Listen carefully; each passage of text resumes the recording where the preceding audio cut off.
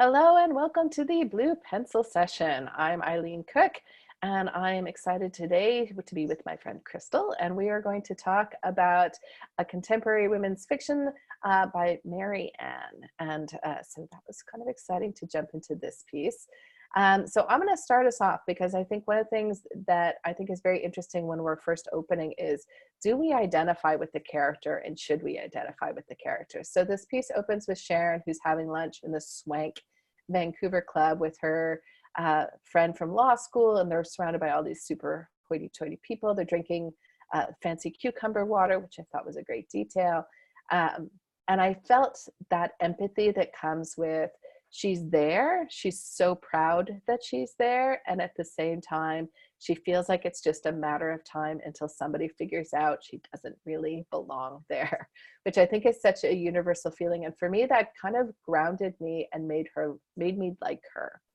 But she says something a few lines later in an internal thought that actually I bumped on that. And it had me as a reader then questioning my own judgment of her. So she's sitting with her friend, and her friend rarely eats in public. There's this line, and the food is superior. And it irked Rachel. It irked her that Rachel wouldn't eat it. That's anorexia for you. So that just threw me in line, because if Rachel is her friend, and if she truly does have anorexia, that she's irked, or that she's not having sort of concern about it.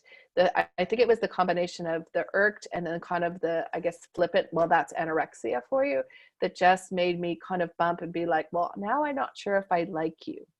And because we're so early, and not that people aren't a lovely mix of wonderful and messed upness, I know I am, but because we're so early in, I found myself pulling away from her. So that would be something I would give you to think about. Crystal, what did you want to add?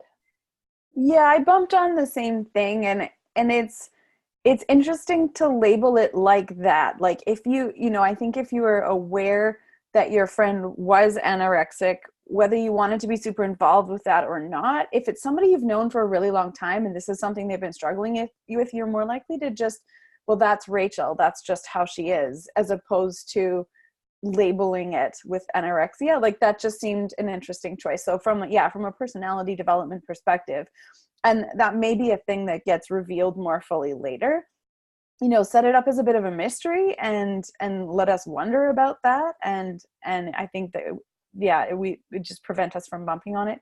And it would help kind of soften her a little bit, or just kind of make that caring piece, or at least the look of caring, to be there at this point, which leaves your options open for how you want to develop that character, which is good. And then she does, when they're having a conversation about the senior partner who doesn't think that she has the right attitude for senior partnership, I like the way you set it up so that she's snarking to her friend that, he doesn't think I'm liberal enough, and you've got the air quotes and everything else. But there was quite a few words that were italicized, which I interpreted as being where you would have applied the air quotes. So it just felt like a little bit too much. So in that paragraph, he says, I'm not liberal enough, she snarked. Apparently that pro bono project I worked on last year was token and too quickly resolved to have made a lasting contribution to the community. So pro bono doesn't need to be in italics, because that's not an argued fact, right? That just is. You did the work for free or you didn't. So that one you could take out of the air quotes.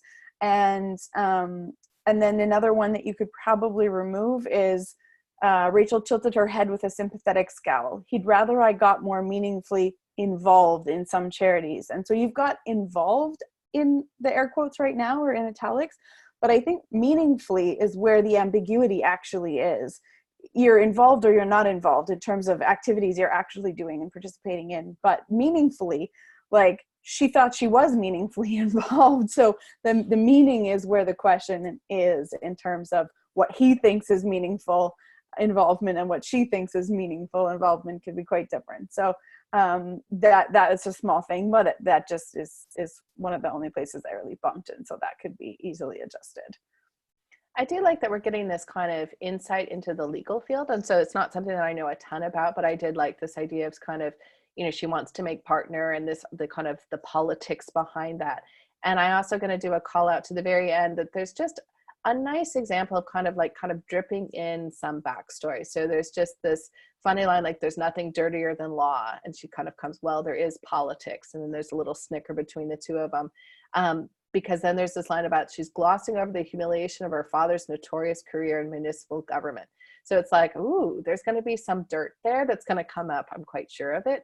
And that certainly is intriguing to me. So I think it's a very interesting start, a very interesting world to be studying the story. And I'm intrigued to see what we're going to think of Sharon as the story goes on. So we will go there. So for everyone else, send us your openings. Let us see what you have going on and send it to the blue pencil. We'll take a peek.